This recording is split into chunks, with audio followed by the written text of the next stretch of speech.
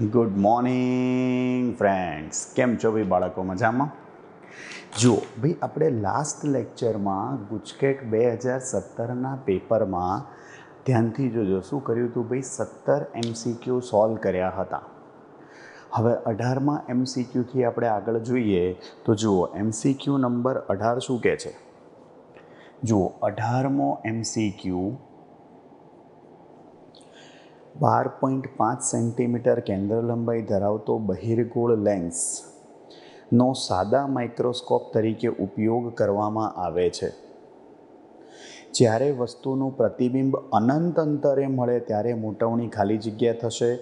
સામાન્ય દ્રષ્ટિ માટે નિયર પોઈન્ટ 25 સેન્ટીમીટર લો, આપણને ખબર જ છે.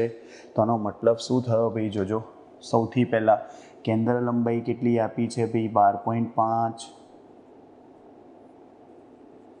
અને નિયર પોઈન્ટ કેપિટલ ડી શું આપ્યું છે? 25 સેન્ટીમીટર. ભાઈ અનંત અંતરે રચાતા પ્રતિબિંબ માટે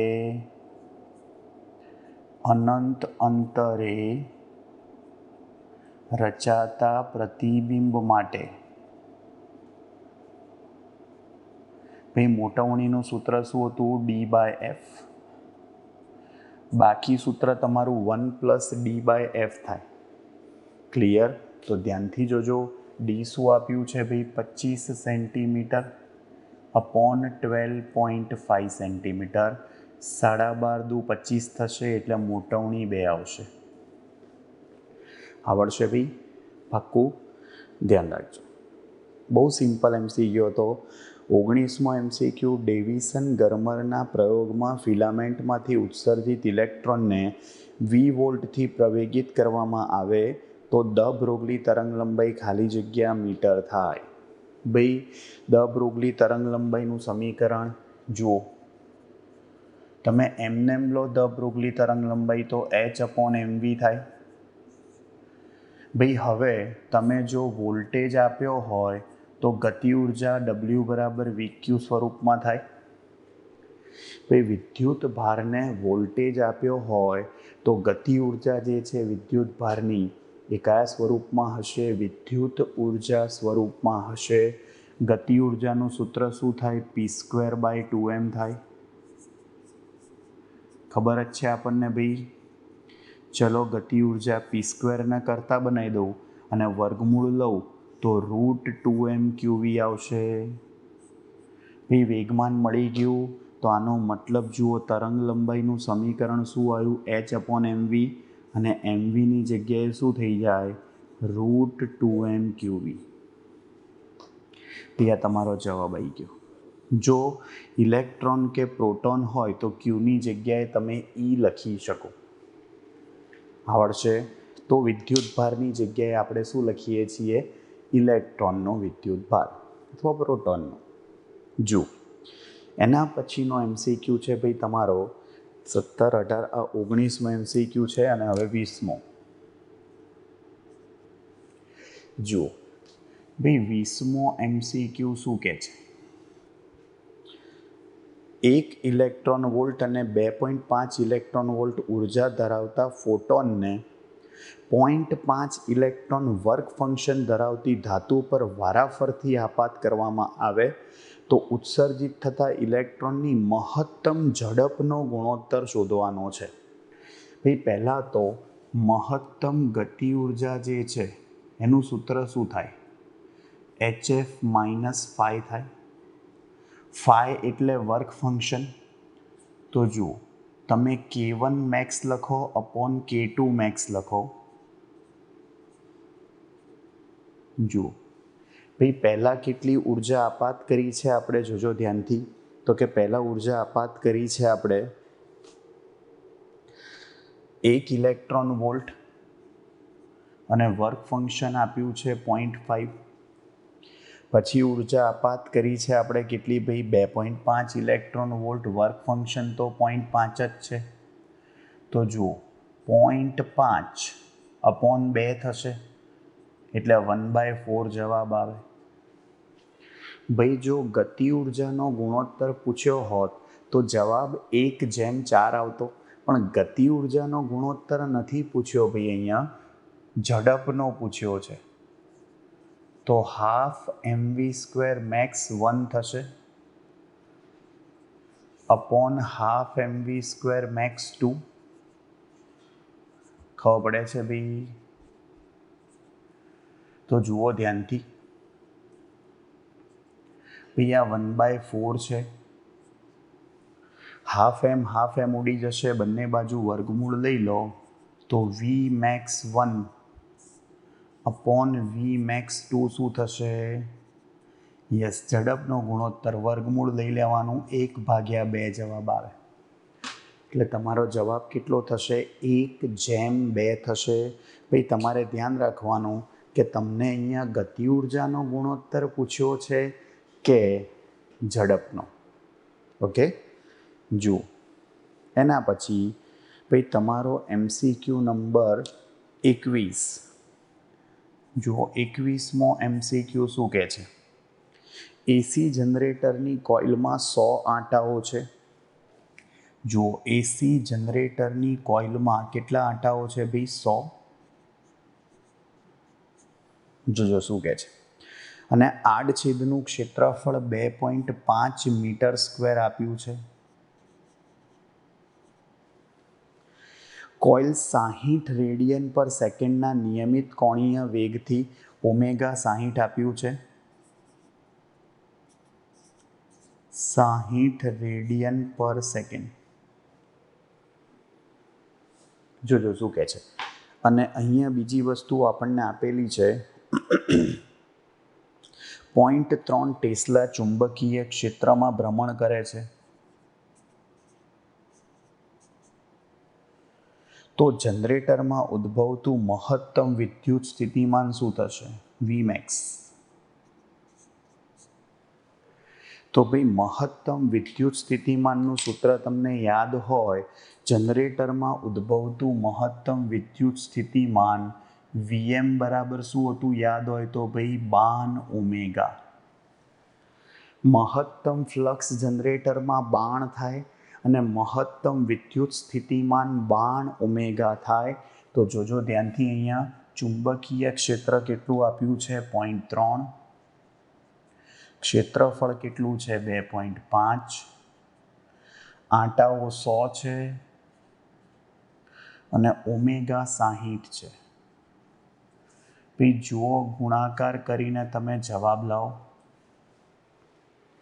ભાઈ અહીંયા 4-5 સમથિંગ વાળો તમારો જવાબ આવશે અહીંયા જુઓ 4.5 વોલ્ટ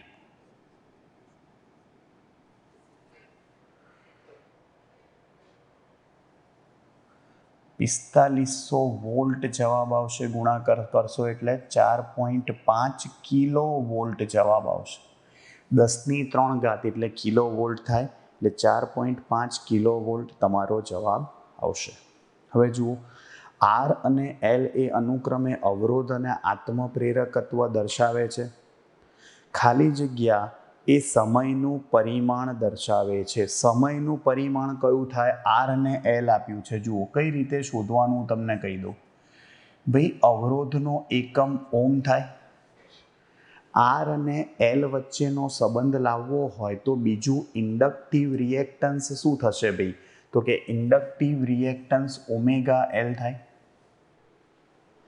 ભાઈ ઇન્ડક્ટિવ રિએક્ટન્સ એક્સએલ બરાબર ઓમેગા એલ થાય બંનેનો એકમ ઓમ જ થશે તો અહીંયા તમે ઓમેગાને કરતા બનાવો તો આર બાય એલ થાય શું થશે ઓમેગાને કરતા બનાવશો તો આર બાય એલનું પારિમાણિક સૂત્ર લખો ઓમેગા એટલે રેડિયન પર સેકન્ડ તો m0 L0 t-1 થાય આપણને સમયનું પૂછ્યું છે ભાઈ તો L બાય આર આનો વ્યસ્ત લઈ લો તો m0 L0 t1 થઈ જાય આ સમયનું પારિમાણિક સૂત્ર થઈ ગયું એટલે L બાય આર શું થઈ જશે સમય સિમ્પલ જુઓ આ જ રીતે આર અને સી માટે પૂછ્યું હોય તો આરને કોની જોડે સરખાઈ દેવાનો 1/ωc સાથે ડન ચલો એના પછી 23મો MCQ એક એસી પરિપથમાં 3 એમ્પિયર પ્રવાહ અને 210 વોલ્ટ વિદ્યુત સ્થિતિમાનનો તફાવત છે ભાઈ 3 એમ્પિયર પ્રવાહ એટલે IRMS કહેવાય અને VRMS શું કહેવાય? 210 વોલ્ટ. જો પરિપથમાં વપરાતો પાવર 63 વોટ હોય તો ભાઈ તમારે પાવર ફેક્ટર શોધવાનો છે, cos phi અથવા cos ડેલ્ટા. સિમ્પલ. ભાઈ આપણા વાસ્તવિક પાવરનું સૂત્ર શું થશે? તો પાવરનું સૂત્ર થાય આપણું VRMS IRMS cos phi. ખાલી VI cos phi લખો તો પણ ચાલે ભાઈ. તો cos phi ને સૂત્રનો કરતા બનાવી દો. પાવર કેટલો છે? 63 અને VRMS IRMS છેદમાં નાખી દો તો 3 અને 210 થશે. ભાઈ ભાગાકાર કરો અને જવાબ લાવો. cos phi શું થઈ જશે? ભાઈ cos phi તમારો જવાબ આવશે અહીંયા 0.09. 0.09. કેલ્સીથી જોઈ લેજો તમે ભાઈ. ચાલો ભાઈ 24મો MCQ જોજો શું કહે છે. આપેલ એસી પ્રવાહ I બરાબર 50 cos 100t + 45 ડિગ્રી એમ્પિયર માટે પ્રવાહનું RMS મૂલ્ય કેટલા એમ્પિયર થાય? જુઓ ભાઈ, જુઓ પ્રવાહનું સમીકરણ આપ્યું છે 50 cos 100t + 45 ડિગ્રી. બરાબર. તો પ્રવાહનું RMS મૂલ્ય કેટલું થાય? ભાઈ આ સમીકરણને Im cos ωt + phi સાથે સરખાવતા. ચલો ભાઈ આની સાથે તમે સરખાઈ દો તો Im બરાબર શું લખાશે? 50 એમ્પિયર થાય. ભાઈ Im 50 એમ્પિયર થાય તો આપણે RMS કિંમત શોધવાની છે. તો IRMS શું થશે? Im/√2. Im કેટલા છે ભાઈ? 50. 50 ભાગ્યા √2 તો 25√2 થાય. ભાઈ આ તમારું IRMS થયું. ક્લિયર? જુઓ 25મો MCQ. 3 મિલી હેનરી ઇન્ડક્ટન્સ અને 4 ઓમ અવરોધ ધરાવતા RL શ્રેણી એસી પરિપથને જુઓ શું કહે છે. ભાઈ અહીંયા શું આપ્યું છે તમને? 3 મિલી હેનરી. તો 3 ગુણ્યા 10⁻³ હેનરી થાય. અને અવરોધ જુઓ 4 ઓમનો આપ્યો છે. 4 ઓમનો અવરોધ આપ્યો છે. એસી પરિપથને V બરાબર જુઓ 5 cos 1000t. 5 cos 1000t આટલા વોલ્ટ લાગુ પાડવામાં આવે છે. તો પરિપથમાં મહત્તમ પ્રવાહ કેટલો? જુઓ ભાઈ પહેલાં આને કોની જોડે સરખાઈ દો? આ સમીકરણને Vm cos ωt સાથે સરખાઈ દેતા તો મહત્તમ વોલ્ટેજ 5 થાય અને ઓમેગાની કિંમત 1000 રેડિયન/સેકન્ડ થશે. જુઓ ભાઈ આપણે શોધવું શું છે? મહત્તમ પ્રવાહ શોધવો છે. તો આપણું સમીકરણ શું થશે? જુઓ મહત્તમ પ્રવાહ શોધવો હોય તો Vm બરાબર Im × Z થાય. Im ને સૂત્રનો કરતા બનાવો. ભાઈ R અને L પરિપથ હોય તો Z શું લખાય? Impedance. √R² + ωL². √R² + ωL² કરવો પડે તો જુઓ Vmની કિંમત કેટલી આપી છે? 5 વોલ્ટ છે. રૂટમાં R² કેટલો થાય? 4² L² કેટલું થશે? જોજો ωL². ઓમેગા છે તમારું 1000. L કેટલું છે? 3 મિલી². જો +3 -3 ઉડી જશે, 1010 -3 3નો વર્ગ 9 4નો વર્ગ 16 16 ને 9 25નું વર્ગમૂળ 5 ઉડી ગયા ભાઈ 1 એમ્પિયર જવાબ. મહત્તમ પ્રવાહ પૂછ્યો તો એટલે આપણે VM બરાબર IM ઇન્ટુ Z સૂત્ર વાપર્યું. RMS પૂછ્યો હોત તો VRMS બરાબર IRMS ઇન્ટુ Z સૂત્ર વાપરતા. ક્લિયર? ચલો 26મું, મેડિકલ ક્ષેત્રમાં કેન્સરગ્રસ્ત કોષોના નાશ કરવા માટે ખાલી જગ્યા કિરણોનો ઉપયોગ થાય છે, ગામા કિરણોનો. ભાઈ થિયરી વાંચવી પડે. વિદ્યુત ચુંબકીય તરંગોમાં ગામા કિરણોનો ઉપયોગ છે, એમાં વસ્તુ આપેલી છે. કેન્સરગ્રસ્ત કોષોનો નાશ કરવા માટે કોનો ઉપયોગ થાય? ગામા કિરણોનો. એની આવૃત્તિ સૌથી વધારે હોય એટલા માટે. જો 27, હવામાંથી પસાર થતા 9 ગીગાહર્ટ્ઝ આવૃત્તિના વિકિરણ માટે 1 મીટર લંબાઈ દીઠ તરંગોની સંખ્યા. જો 9 ગીગાહર્ટ્ઝની આવૃત્તિ આપી છે. ભાઈ આ ગીગો એટલે હું 10⁹.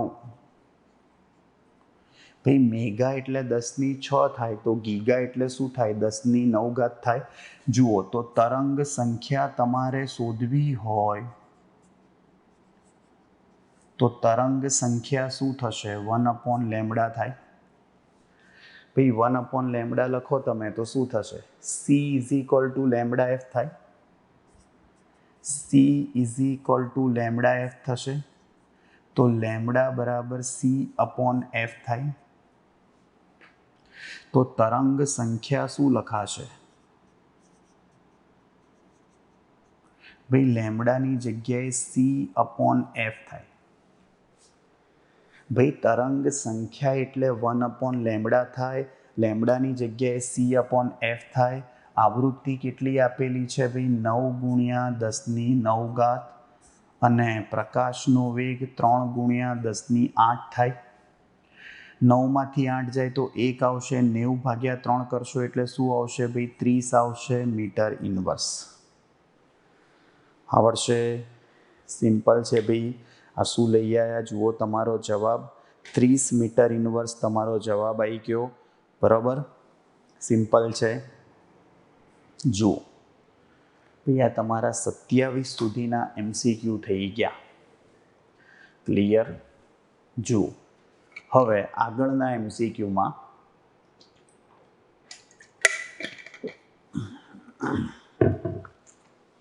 ચાલો આ જવા દો ભાઈ. જોજો ભાઈ જયદીપભાઈ આવી ગયા છે અને જોડે એમની વાઈફ ગગી.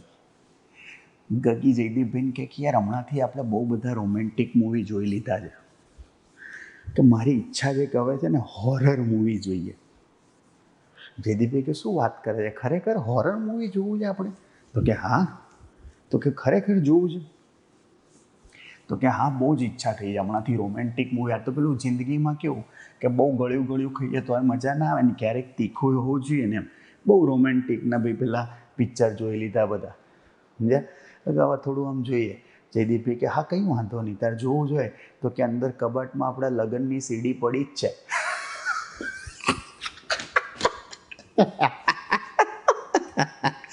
ઓ બાપા, પછી તો જયદીપભાઈને જે ધોયા છે બોસ, જે ધોયા છે.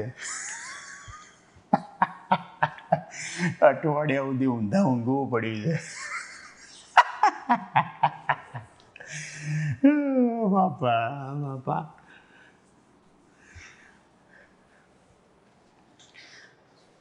જોજો ભાઈ. હાય જયદીપભાઈ છે ભાઈ, આ તો એટલે રહેવાનું આવું બધું.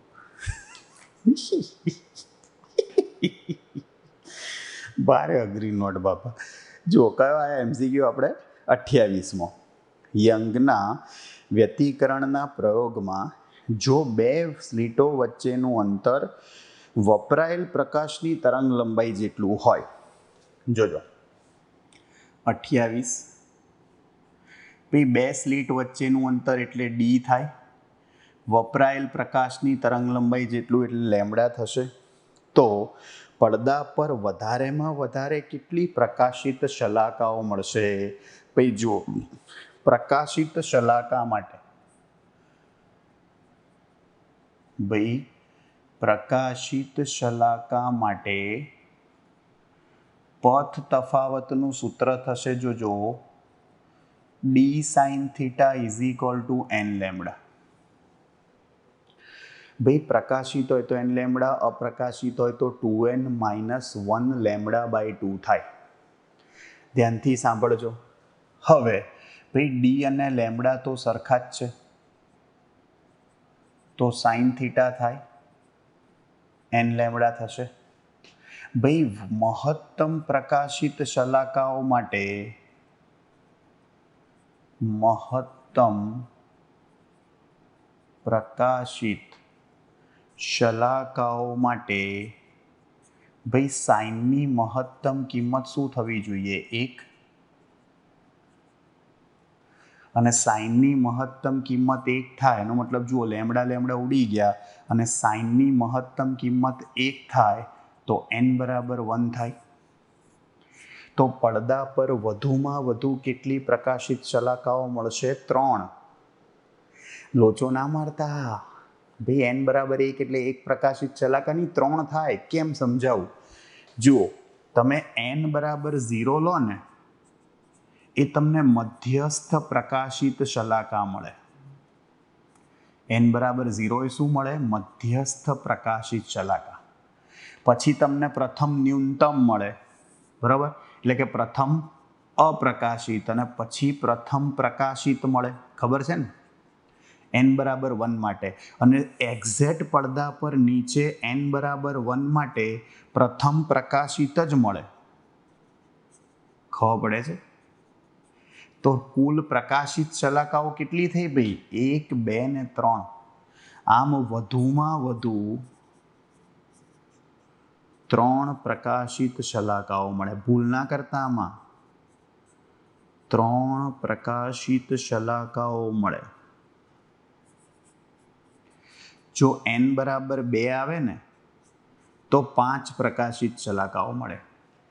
0 માટે 1, n બરાબર 1 માટે 2, n બરાબર 2 માટે 2. પડદા પર ઉપર નીચે પ્રથમ, દ્વિતીય 2 પ્રકાશિત શલાકાઓ મળે એટલે કુલ 5 મળે. n બરાબર 3 હોય તો 7 મળે, n બરાબર 4 હોય તો 9 મળે. 2n + 1 થાય. ભૂલતા નહીં. ઓકે, બહુ અગત્યનો MCQ છે. ચલો 29. 10 સેન્ટીમીટર વ્યાસના ઓબ્જેક્ટિવવાળા ટેલિસ્કોપની કોણીય વિભેદન કેટલા રેડિયન છે? એનું કોણીય વિભેદન જોજો ભાઈ. તમને ત્રિજ્યા એટલે કે વ્યાસ આપ્યો છે 10 સેન્ટીમીટર, મીટરમાં 0.1 મીટર થાય. તરંગ લંબાઈ આપી છે ભાઈ, તમે સમજો 6000 એંગસ્ટ્રોમ.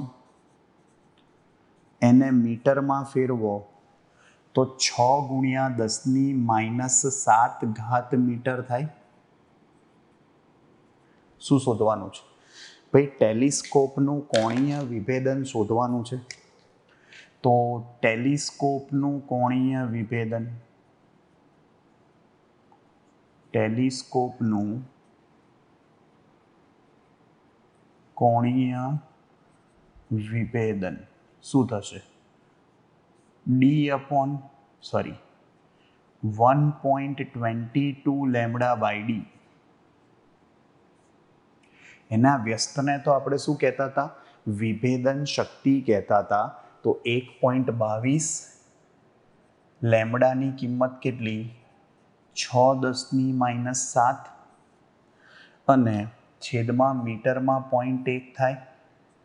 જુઓ ભાઈ, અહીંયા સાદુરૂપ આપીને તમે જવાબ લાવો 6.10⁻⁶ થશે. આટલા રેડિયન થાય. ખાસ ધ્યાન રાખજો, કોણીય વિભેદન પૂછ્યું છે એટલે સૂત્ર 1.22 λ/D થશે. વિભેદન શક્તિ પૂછી હોય તો D/1.22 લેમ્ડા થાય. હવે જોજો 30મો MCQ. ડિસ્ચાર્જ ટ્યુબમાં પરમાણુની ઘનતા વધતા વર્ણપટ રેખાઓની તીવ્રતામાં શું થાય છે ભાઈ? વધારો થાય છે. જુઓ અહીંયા આગળ ભાઈ પરમાણુની ઘનતા વધશે એમ એમ વર્ણપટ રેખાઓની તીવ્રતામાં શું થતો જશે? વધારો થશે. હાઇડ્રોજન કરતાં લિથિયમ બેરિલિયમ જો એની તમે વર્ણપટ રેખાઓ લો તો ઘનતા વધશે એમ એની તીવ્રતામાં શું થશે? વધારો થાય છે. જુઓ 31મો શું કહે છે MCQ ભાઈ? હાઇડ્રોજન જેવા પી અને ક્યુ પરમાણુઓના આયનીકરણ સ્થિતિમાન અનુક્રમે વીપી અને વીક્યુ છે. હવે જો વીક્યુ લેસ દેન વીપી હોય તો તેની કક્ષીય ત્રિજ્યાઓ શું હોય? જો વીક્યુ લેસ દેન વીપી હોય મતલબ પીનું સ્થિતિમાન મોટું હોય તો જોજો વી બરાબર સૂત્ર કે ક્યુ બાય આર થાય. ભાઈ ક્યુ અચળ છે, વી ચલે છે, 1/r થાય. સ્વાભાવિક છે તો R Q greater than RP થઈ જશે. વ્યસ્ત પ્રમાણ છે ને, વધે તો ઘટે ને ઘટે તો વધે. ખબર પડે છે? આ ખાસ ધ્યાન રાખજો ભાઈ. ચલો 32. ભાઈ R Q less than RP greater than RP આપ્યું હોય, આવો ઓપ્શન ના આપ્યો હોય તો ઊંધો આપ્યો હોય RP less than R Q. જવાબમાં આવો ઓપ્શન છે. વસ્તુ તો એ જ થઈ ભાઈ. કહેવાનો મતલબ આર ક્યુ મોટો છે. ચાલો એના પછી MCQ નંબર 32. જુઓ 4 બેરિલિયમ 9 પ્લસ 2He4 છે gives 6C12 પ્લસ એક્સ આપ્યું છે. આ પ્રક્રિયામાં એક્સ શું છે એ શોધવાનું છે. જુઓ એમને જ ખબર પડી જશે. 4 ને 2 6 છે તો 6 થઈ ગયા તો આ 0 થાય. 9 4 13 થાય અને આ શું થયું? 12 તો અહીંયા 1 વધશે હજી, મતલબ 12 ને 1 13 થશે તો જ પ્રક્રિયા શું થશે ભાઈ? બેલેન્સ થશે. જુઓ આ 0x1 ભાઈ 0x1 એટલે આપણા માટે શું થયું કહેવાય? 0n1 થયું કહેવાય. એટલે કે આ ન્યુટ્રોન હોય. એ જે છૂટું પડે છે શું હોય? 0n1 એટલે કે શું છૂટું પડ્યું ભાઈ? ન્યુટ્રોન. આવડશે? સિમ્પલ છે એકદમ. ચલો ભાઈ 33મો MCQ શું કહે છે? 33. એક રેડિયો એક્ટિવ તત્વનો અર્ધાયુ 5 મિનિટ છે તો તે 20 મિનિટને અંતે તેનો ખાલી જગ્યા ભાગ વિભંજિત થશે. જોજો વિભંજિત ભાગ પૂછ્યો છે, આ ખાસ ધ્યાન રાખજો ભાઈ. ચલો આ બાજુ સમય લખીએ, પછી અવિભંજિત ભાગ લખીએ. સાંભળજો, n/n0 ને અવિભંજિત ભાગ કહેવાય. જુઓ પહેલો સમય આવ્યો ½ તો 5 મિનિટ છે તો 50% ભાગ અવિભંજિત હશે. 50% શું થયો? ક્ષય પામ્યો. હવે ફરી વખત બીજો ½ જે આવશે એટલે કે 10 મિનિટ થાય.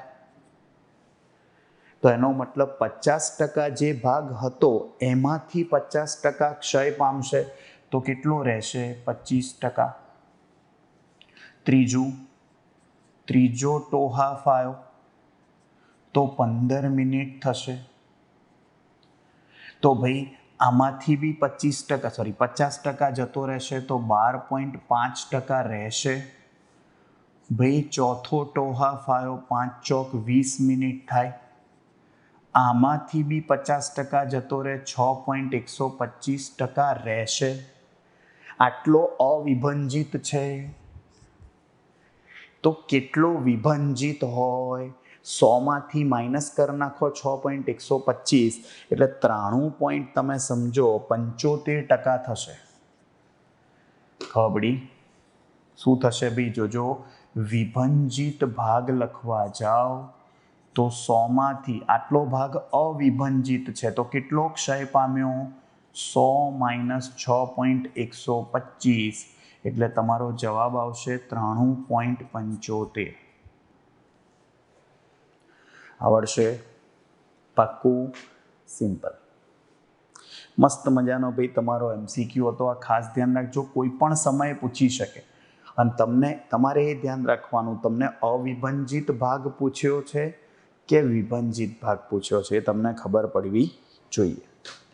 ચલો 34મો, નીચે દર્શાવેલ લોજિક ગેટ્સનું સંયોજન કયો ગેટ દર્શાવે છે? જુઓ, આ એ છે, આ બી છે. ભાઈ અહીંયા તમે સમજો, આ એ બાર થાય, અહીંયા બી બાર થાય, તો આનો મતલબ શું થયો? જુઓ, એ બાર બી બાર અને અહીંયા આગળ આ વાય છે. ભાઈ નોટ એ જે છે, જોજો આનું આપણે ટ્રુથ ટેબલ બનાવીએ. ભાઈ આનું ટ્રુથ ટેબલ બનાવવું હોય તો જુઓ, એ બી નોટ એ નોટ બી, આ નોર ગેટ છે. નોર એટલે પહેલાં શું થાય? પહેલાં બેનો સરવાળો થાય, પછી આખાનું નોટ થાય.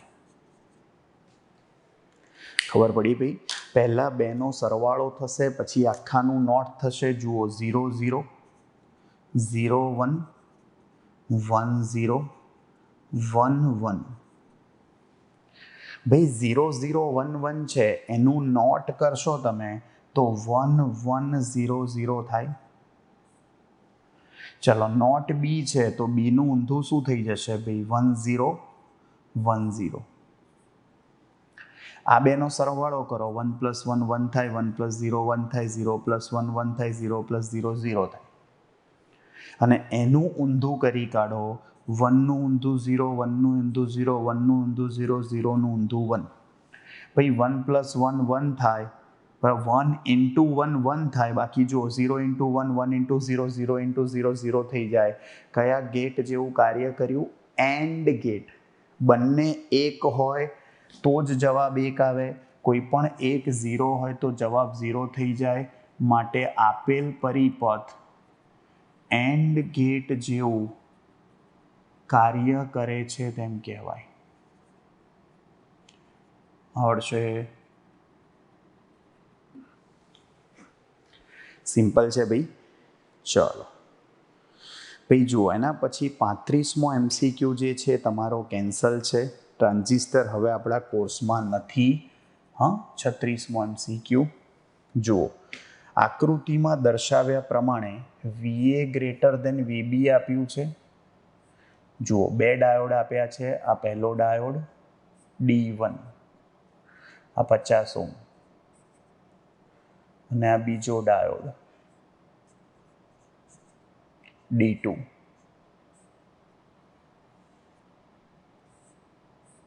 જુઓ, આ A છે, આ B છે, આ ડાયોડ D2. શું કહે છે? જોજો, હવે એવું કહે છે, એક વખત VA > VB છે અને એક વખત VB > VA છે.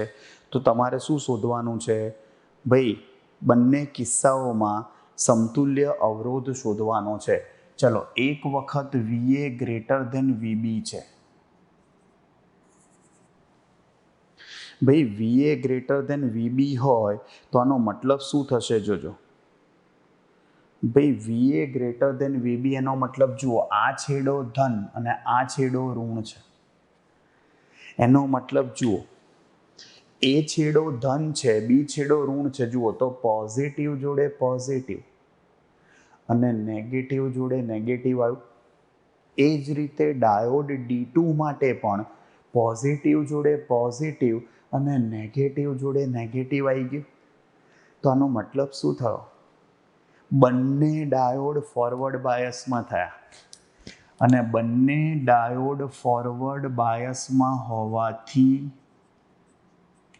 ફોરવર્ડ FB એટલે ફોરવર્ડ બાયસમાં હોવાથી, ભાઈ બંનેનો ફોરવર્ડ બાયસ અવરોધ જે છે RFB1 અને RFB2 0 થશે. ભાઈ આદર્શ ડાયોડ કીધા છે અને આદર્શ ડાયોડનો અવરોધ ફોરવર્ડ બાયસમાં 0 હોય અને રિવર્સ બાયસમાં શું હોય? અનંત હોય.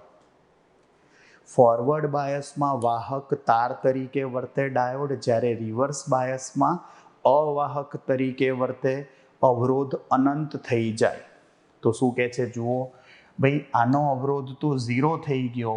તો સિમ્પલ, બંને પરસ્પર સમાંતરમાં છે તો એ અને બી વચ્ચેનો સમતુલ્ય અવરોધ ભાઈ 50 અને 50 સમાંતરમાં હોય તો 50 ગુણ્યા 50 ભાગ્યા 50 વત્તા 50 શું થઈ જશે? 2500 ભાગ્યા 100, 25 ઓમ જવાબ આવે આવડશે. અને ઊંધું, જો વી બી ગ્રેટર દેન વીએ હોય તો ઊંધું થઈ જશે. વીબી વાળો છેડો ધન થઈ જાય, વીએ વાળો ઋણ થઈ જાય. સાપેક્ષમાં બી બિંદુનું સ્થિતિમાન વધારે હશે તો જુઓ, પોઝિટિવ જોડે નેગેટિવ, નેગેટિવ જોડે પોઝિટિવ, પોઝિટિવ જોડે નેગેટિવ, નેગેટિવ જોડે ભાઈ તો બંને ડાયોડ શું થઈ જાય? રિવર્સ બાયસમાં થઈ જાય. અને ભાઈ બંને ડાયોડ રિવર્સ બાયસમાં હોય, આરબી, આરબી એટલે રિવર્સ બાયસ, તો RRB1 RRB2 શું થઈ જાય? અનંત થઈ જાય. તો એ અને બી નો સમતુલ્ય અવરોધ શું થઈ જશે? અનંત જ આવશે ભાઈ. અનંત, આ અનંત, અનંત વત્તા 50 અનંત જ થાય, અનંત વત્તા 50 અનંત જ થાય, એનું સમાંતર અનંત જ થાય ભાઈ. અનંત થોડી ગણવાનું હોય. આવડશે? પાક્કું? આ ખાસ ધ્યાન રાખજો. આવડે ભાઈ? જુઓ, એના પછી ભાઈ 37 અને 38 નંબરના MCQ આપણા કોર્સમાં નથી ભાઈ. કમ્યુનિકેશન સિસ્ટમના MCQ છે જે આપણા કોર્સમાં નથી. હવે ચેપ્ટર જ નથી. જૂના કોર્સમાં એ ચેપ્ટર હતું 15મું, હવે નથી ભાઈ. જુઓ, અતિ દૂરના અંતરે તરંગગ્રહનો આકાર સમતલ હોય ભાઈ. અતિ દૂરના અંતરે, અતિ દૂરના અંતરે તરંગો સમાંતર અને તરંગગ્રહ સમતલ હોય છે. તરંગો સમાંતર હોય એટલે તરંગગ્રહ શું હોય? સમતલ હોય છે. જુઓ, અને છેલ્લો MCQ, હાઇડ્રોજન પરમાણુમાં પ્રથમ ઉત્તેજિત અવસ્થામાં ઇલેક્ટ્રોનની કુલ ઉર્જા -3.4 ઇલેક્ટ્રોન વોલ્ટ છે. કુલ ઉર્જા આપી છે -3.4. તો આ અવસ્થામાં ઇલેક્ટ્રોનની સ્થિતિ ઉર્જા કેટલી હોય? જુઓ ભાઈ, સ્થિતિ ઉર્જાનું સૂત્ર U બરાબર -2K હતું. તો કુલ ઉર્જા લખવા જાઓ તો સ્થિતિ ઉર્જા વત્તા ગતિ ઉર્જા થાય.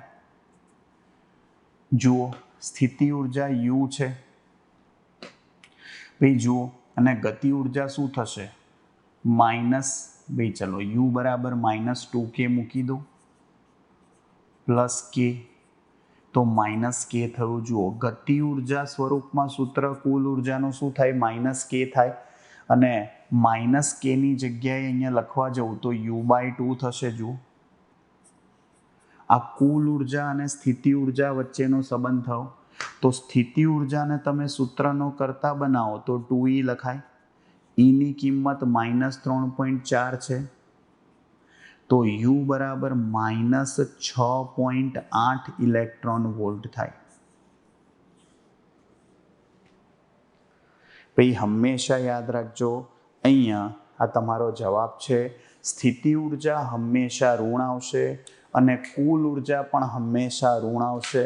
જ્યારે ગતિ ઉર્જા જે છે એ હંમેશા ધન આવશે.